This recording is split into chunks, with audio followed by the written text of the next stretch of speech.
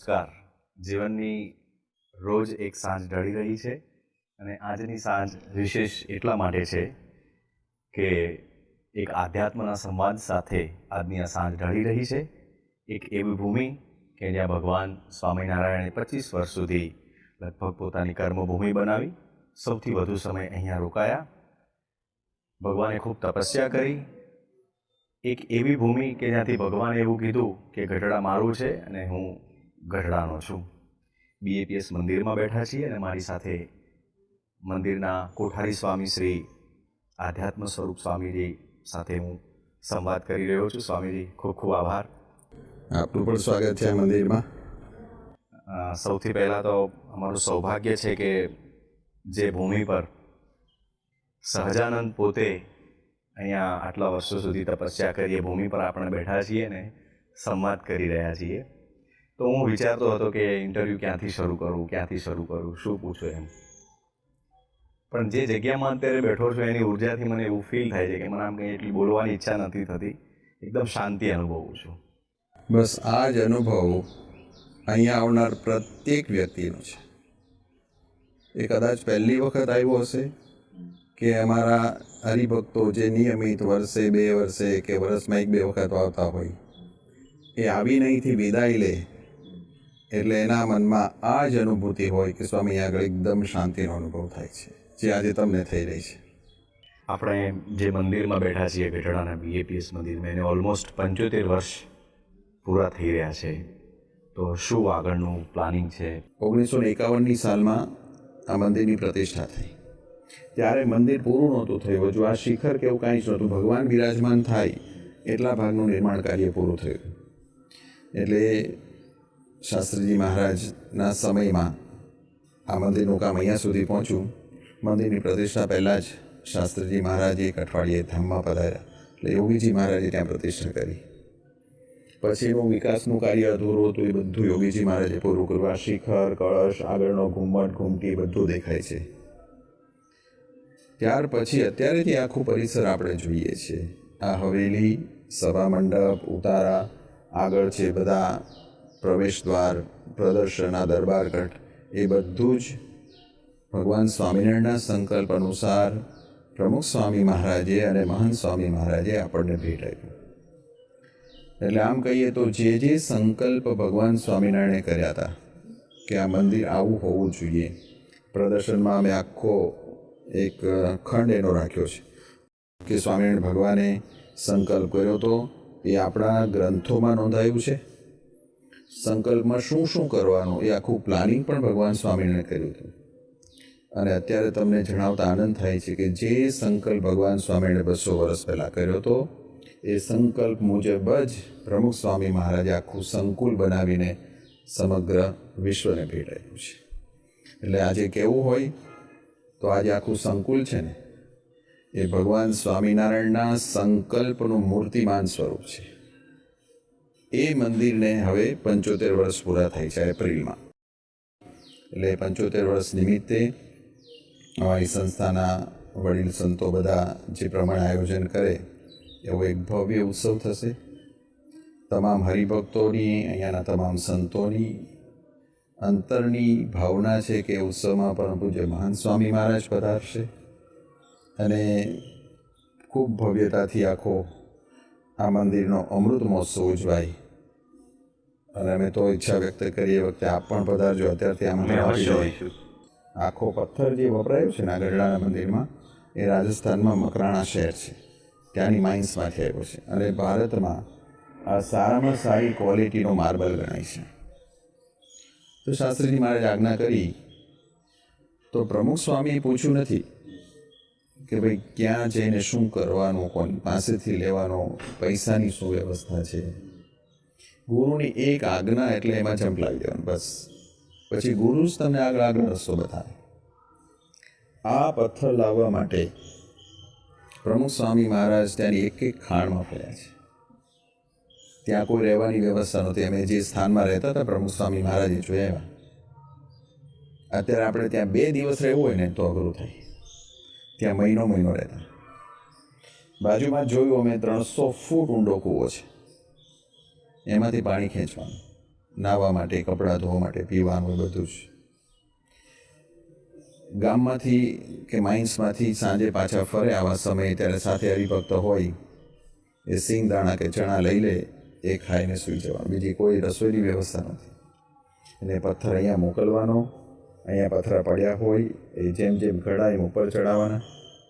માણસો સાથે પ્રમુખ સ્વામી પોતે આ મંદિરની સેવામાં જોડાયેલા છે. સ્વામીજી જ્યારે ભગવાન સ્વામિનારાયણ અહીંયા 25 વર્ષ સુધી હું જ્યારે વાંચતો હતો કે 1805થી 1830 સુધી અહીંયા કર્મભૂમિ બનાવી, તો મોટાભાગના વચનામૃત અહીંયા લખાયા છે. તો એ વચનામૃતમાં એવી કઈ મોટી વાતો કે ભગવાને એવો સંદેશ આપ્યો છે આજે પણ કન્ટિન્યુઅસલી ફોલો થાય છે? ભગવાન સ્વામિનારાયણે એમની બાલ્યાવસ્થામાં સમગ્ર આપણા જે સનાતન ધર્મના ગ્રંથો છે એનો અભ્યાસ કરી લીધો હતો. એ ઉપરાંત પછી એમણે 11 વર્ષે ગ્રહ ત્યાગ કરીને સમગ્ર ભારતની પગે ચાલીને યાત્રા કરી. સમગ્ર ભારતમાં ઉત્તર હિમાલયથી માંડી દક્ષિણ કન્યાકુમારી અને પછી ફરતા ફરતા એમની યાત્રા અહીંયા ગુજરાતમાં જુનાગઢ પાસે લોજ ગામ છે ત્યાં વિરામ પામી.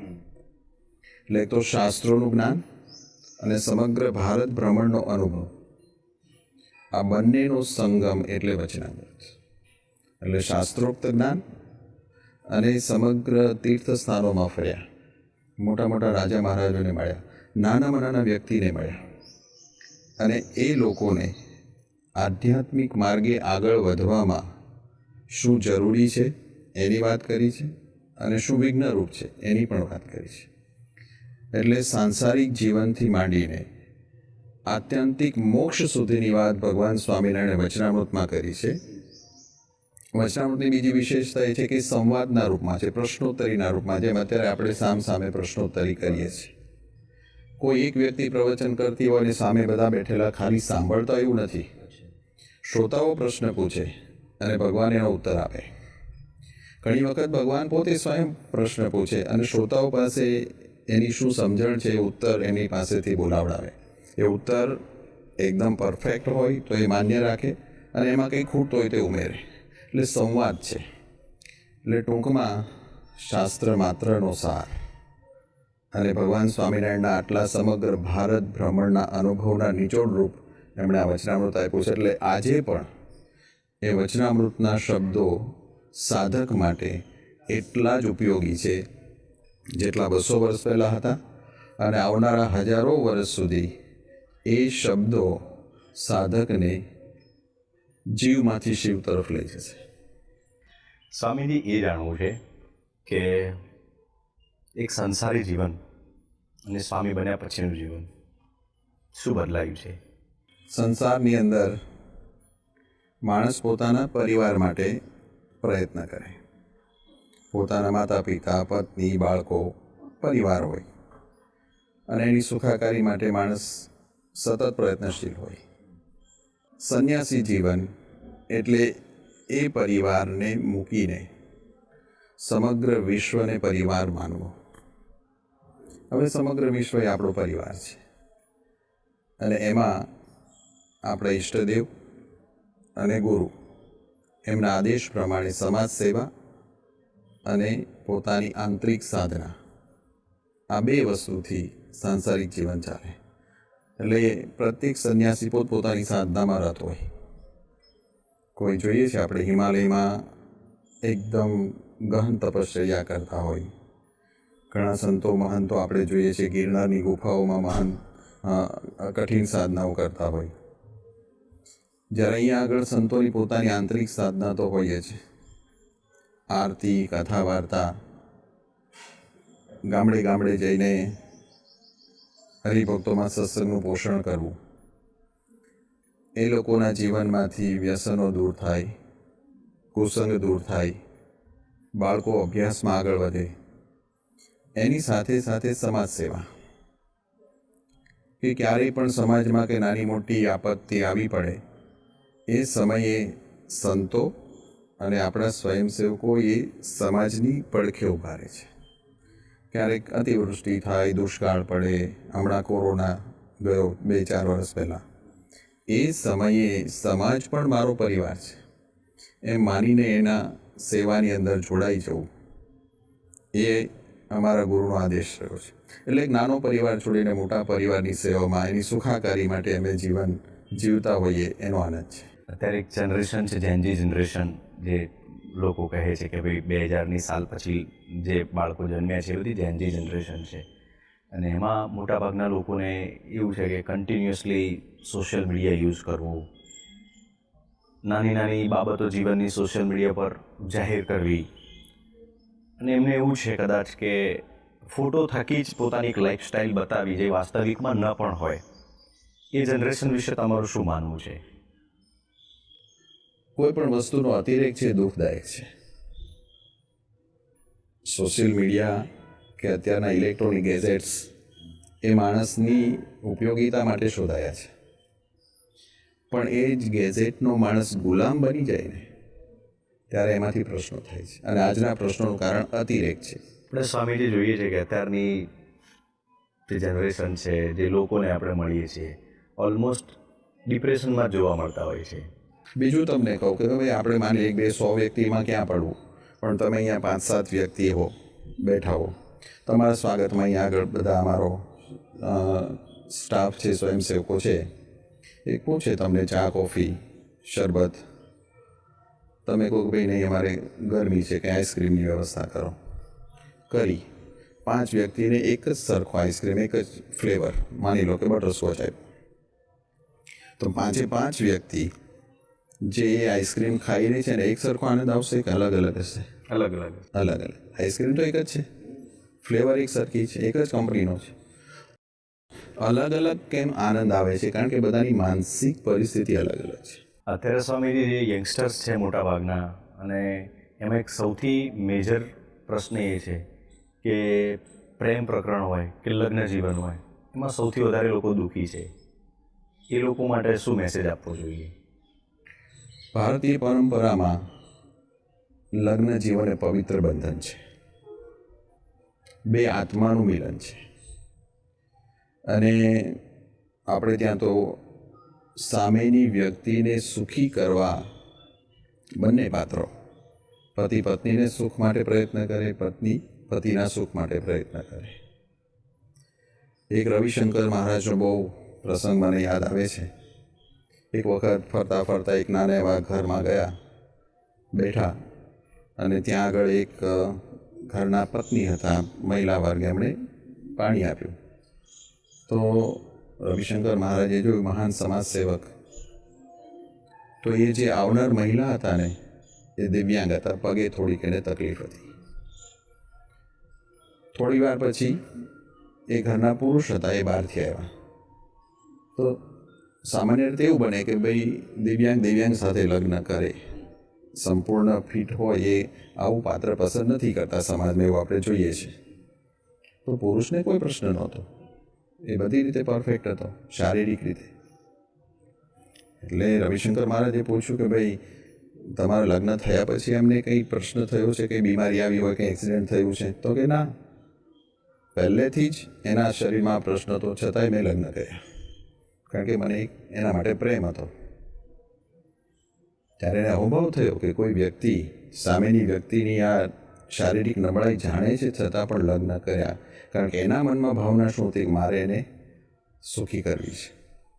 પણ સામે પછી એમના પત્નીએ જવાબ આપ્યો કે મહારાજ, એને પૂછો કે ભલે મારા શરીરમાં આટલી નબળાઈ રહી, ખોડખાપણ છે, છતાં પણ મેં એને મારી આ ખોડખાપણનો અહેસાસ થવા નથી દીધો, એવી રીતે મેં એની સેવા કરી છે.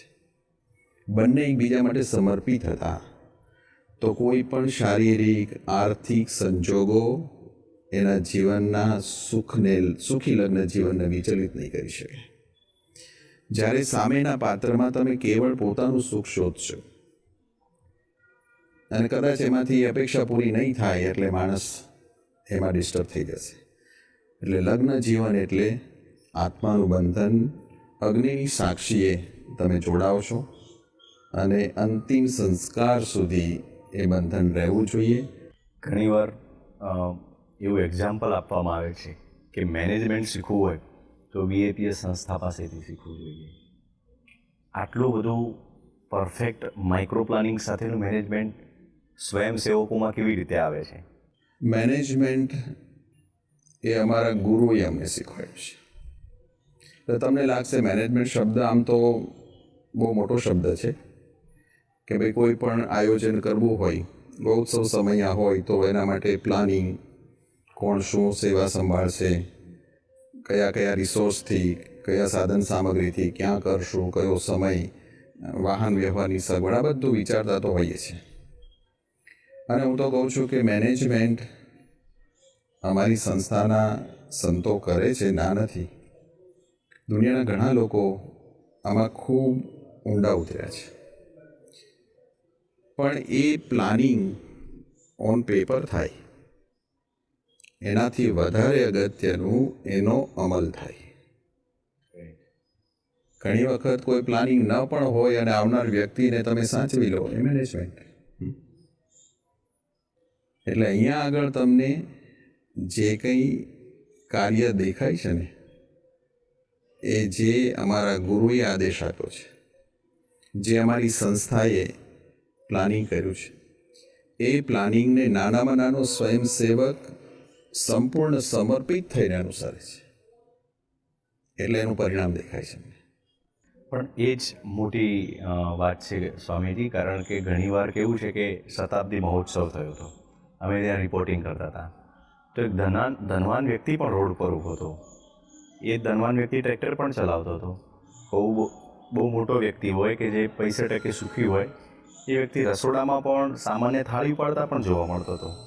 તો ઘણીવાર કેવું થતું હોય છે કે મેનેજમેન્ટ બધા સારું સારું કરી લેતા હોય છે, પણ સેવામાં બી લોકો કેટેગરી ચોઇસ કરતા હોય છે કે ભાઈ આ લેવલની સેવા કરવી, જેથી સોશિયલ મીડિયામાં કે એવી રીતે હોય, અમુક જગ્યાએ ના ઊભું રહેવું, ટોયલેટ પાસે એની સેવાના. તો આ જે ભેદ છે એ નથી. એ અમારા ગુરુએ જ શીખ્યું છે, ભગવાન સ્વામિનારાયણે શીખ્યું છે, પ્રમુખ સ્વામી મહારાજે, શાસ્ત્રીજી મહારાજ, યોગીજી મહારાજે. મેનેજમેન્ટની સેવાની શરૂઆત ક્યાંથી થઈ? અમારા ગુરુ પ્રમુખ સ્વામી મહારાજને 1950ની સાલમાં એમના ગુરુ શાસ્ત્રીજી મહારાજે આ સંસ્થાના પ્રમુખ તરીકેની નિયુક્તિ કરી. ત્યારે એમની ઉંમર 28 વર્ષની હતી.